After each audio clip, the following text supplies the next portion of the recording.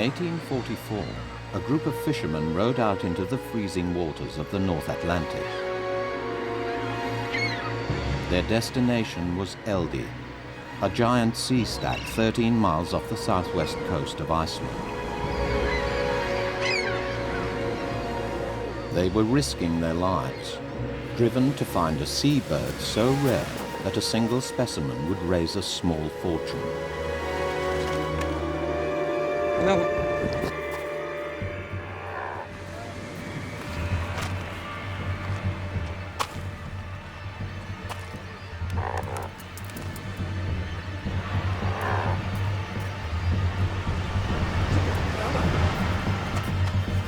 Clumsy and flightless, once they spotted it, the bird was doomed.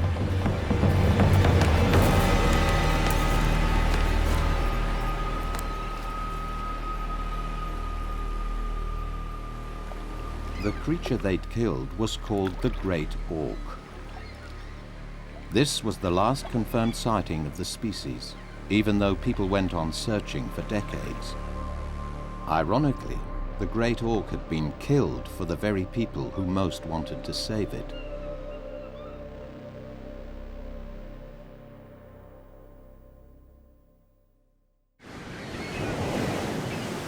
For millions of years, the North Atlantic was home to one of the most remarkable seabirds ever, the Great Auk. A mere 250 years ago, you could see thousands of them in vast colonies. Now, they're all gone.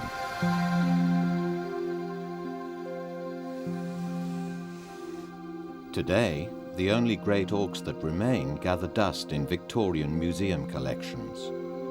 Just 80 specimens, all dead, stuffed. They date from the 19th century, when the Great Auk captured the public imagination. Its eggs changed hands for huge sums of money. It even became a brand name. Yet, despite the Victorian fascination with it, the bird was a mystery.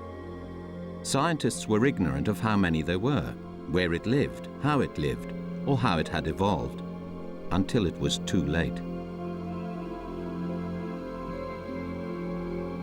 Even the penguin-like appearance of the Great Auk is deceptive. Ornithologist Errol Fuller has studied and collated every stuffed museum specimen known to exist. The Great Auk is a very interesting example of convergent evolution.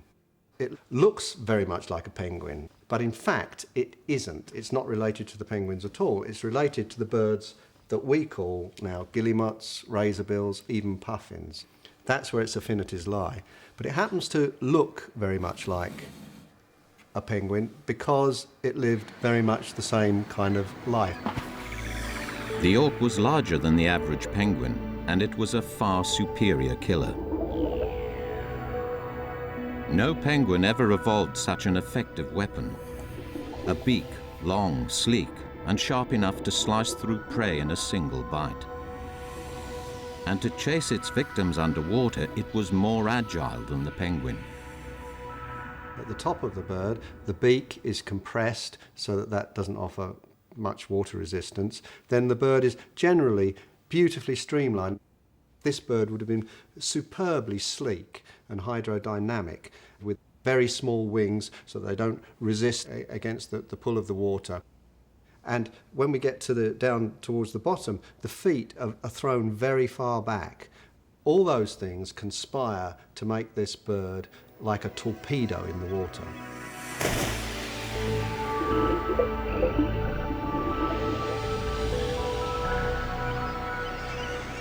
Guillemots and razorbills may be the auk's closest living relatives, but there's a crucial difference between them.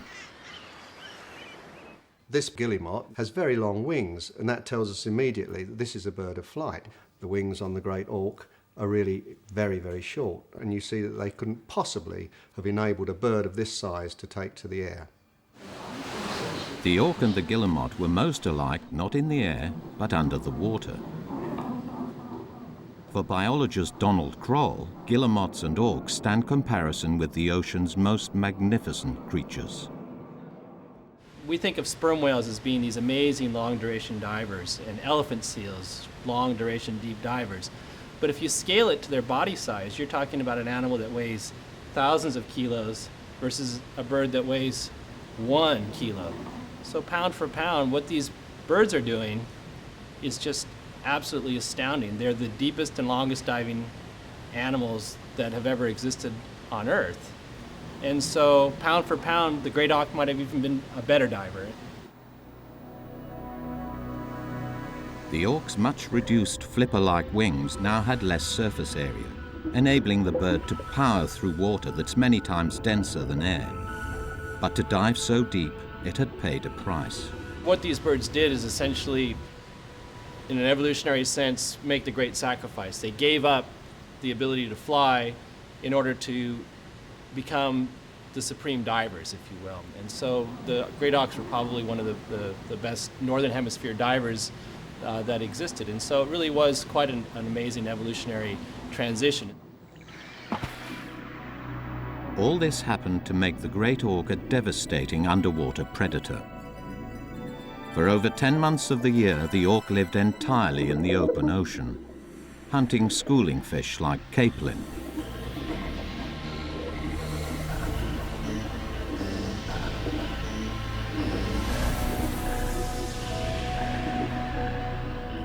But the flightlessness that made the Great Auk such a successful underwater hunter also made it uniquely vulnerable. On land, the bird was clumsy and highly at risk from any predator that could get near it. Its only defense was to live as far away from predators as possible, and that wasn't easy. The Great Auk, of course, was the northern hemisphere's last flightless seabird, and their flightlessness made them vulnerable on a number of levels. One is that they had to breed in areas where they could come ashore without having to fly ashore. So they had to be able to come ashore in some place where there was a beach, and that kind of limited where they could breed.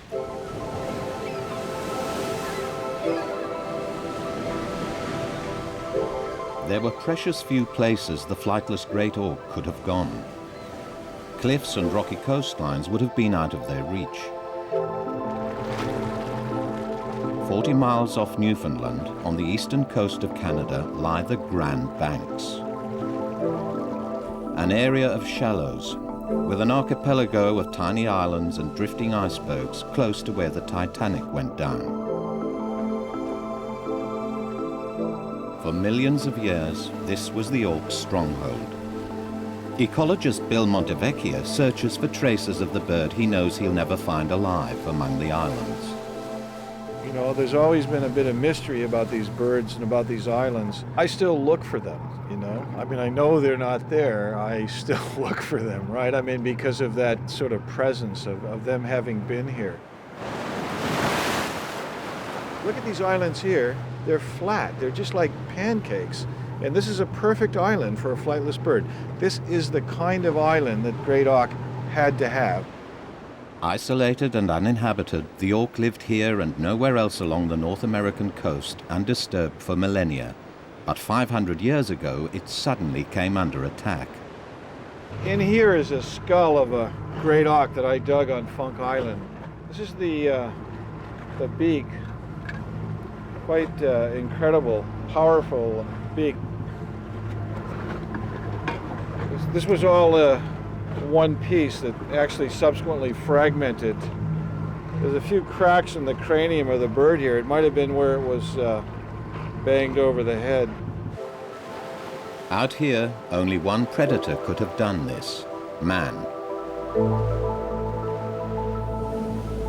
In the 16th century, explorers set off from all over Europe to cross the Atlantic in search of the New World. Frenchman Jacques Cartier was one of them. After sailing for months across the uncharted ocean in search of the Northwest Passage, his ship came across these islands. For the half-starved crew, what they found here proved a godsend.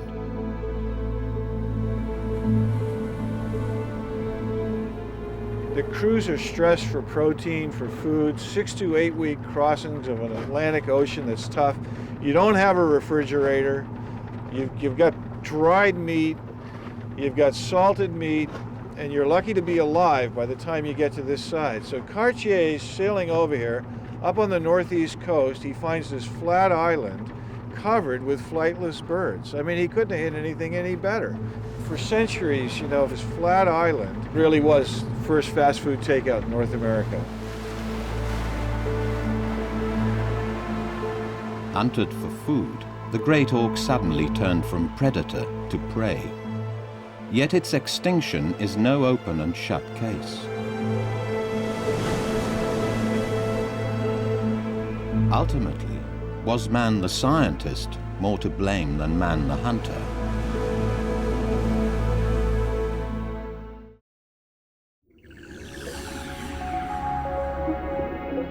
The Great Auk was the only flightless seabird ever to exist in the Northern Hemisphere. 500 years ago, the flat islands off the coast of Newfoundland would have been covered with millions of them. Ecologist Bill Montevecchia knows that it had taken to the water so completely, only one thing brought the Great Auk to land: sex. If they didn't have to, Great Auks would never come to islands. And what compels them to come there is because they have to lay their eggs on solid land. It's also where they meet their mates and copulate and produce that egg in the first instance. For many seabirds, the huge population density of the colony is necessary for successful reproduction. Like guillemots, auks may well have paired for life. As this female's breeding partner approaches, she wobbles and gurgles to greet him.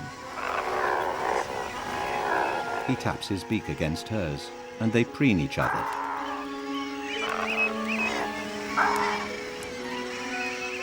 They'll incubate the egg for about 40 days, taking turns to keep it warm while the other one looks for food.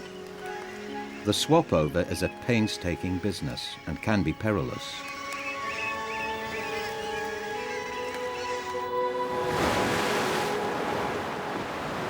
But not as perilous as what was about to happen.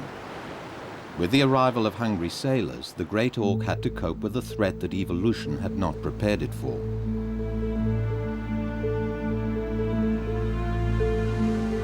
Flightless and unable to escape, they made easy pickings. Thousands were slaughtered summer after summer.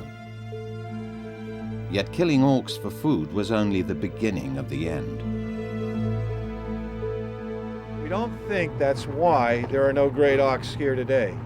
We think it was a systematic killing that occurred in the 1700s when crews of men went there to live there, to stay there, to slaughter these birds for a very specific reason. That reason was fashion. 200 years after Europeans first arrived, the killing changed gear as hunters switched their attention from food to feathers. Auk feathers were sold to make mattresses and even became fashionable in ladies' hats. Thousands of birds were captured, killed, and dumped into cauldrons, where they were boiled just long enough to make their feathers easy to pluck. In the thin covering of soil on the islands, Bill has uncovered physical evidence of the carnage. Got some metal pieces and plates that were pieces of cauldrons that perhaps were used to parboil the birds to get to the down underneath the waterproof feathers. Also, this hook, which I presume was a hook that would have, maybe held the cauldron over a fire where the birds could have been parboiled.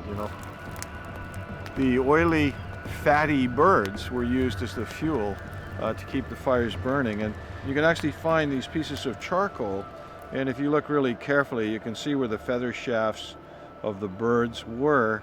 It was that real systematic, overkilling of the animals.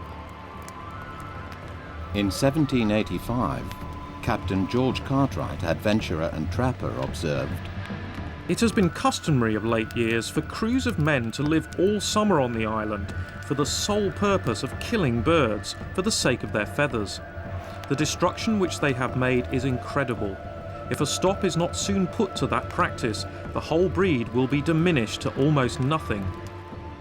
And that's exactly what happened.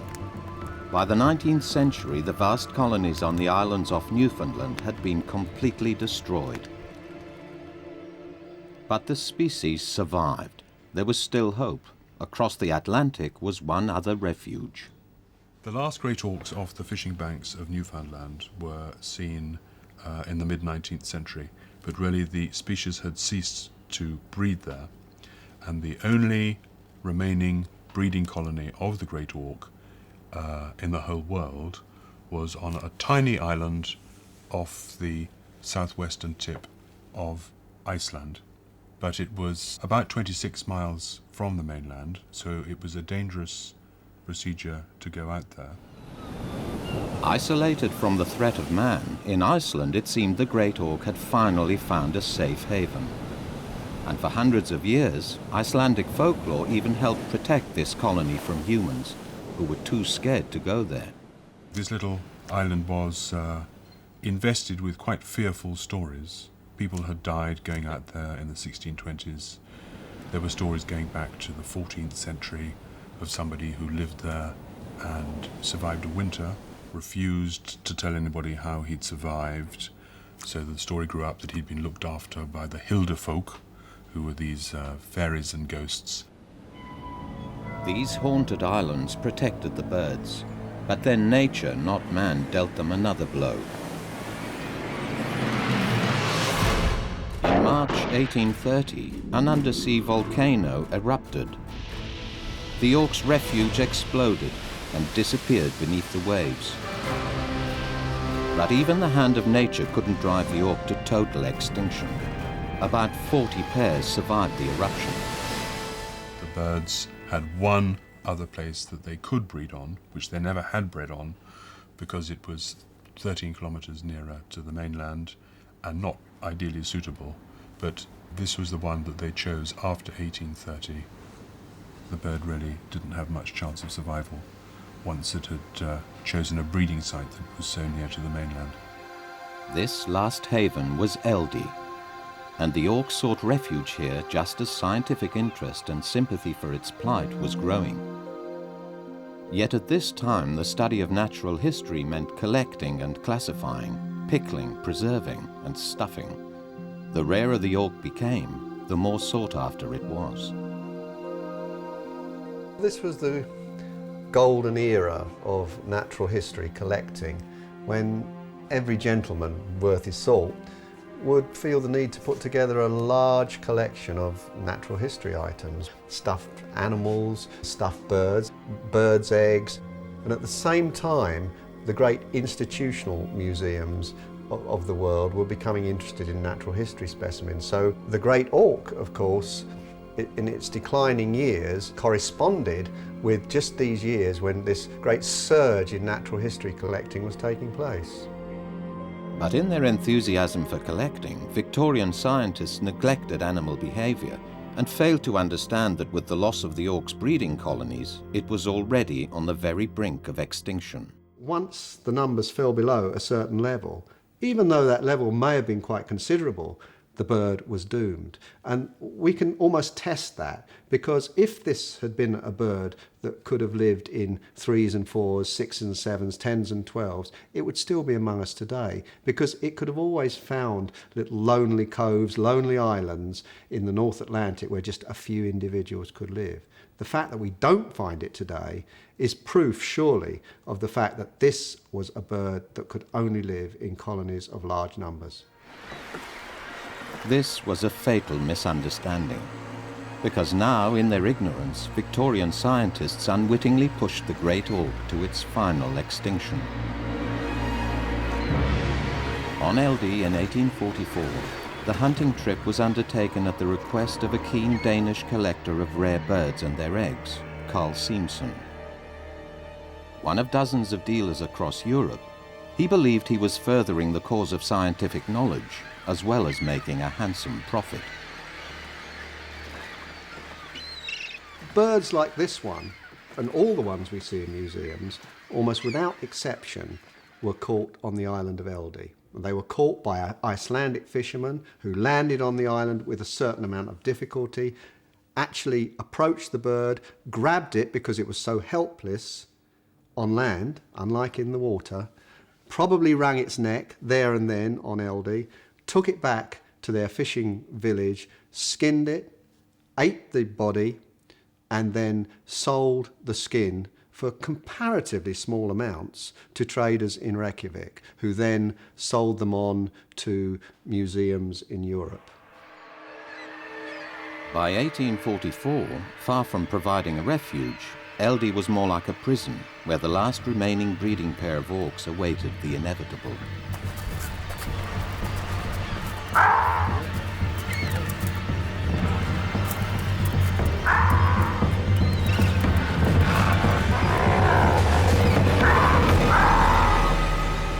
Even then, no one realized that the Great Auk was now extinct.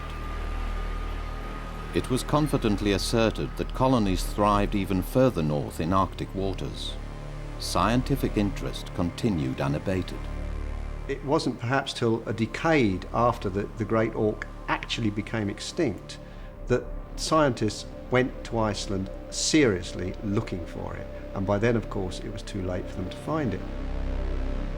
As the years went by, the very scarcity of the bird only managed to increase demand for dead specimens, driving prices higher and higher.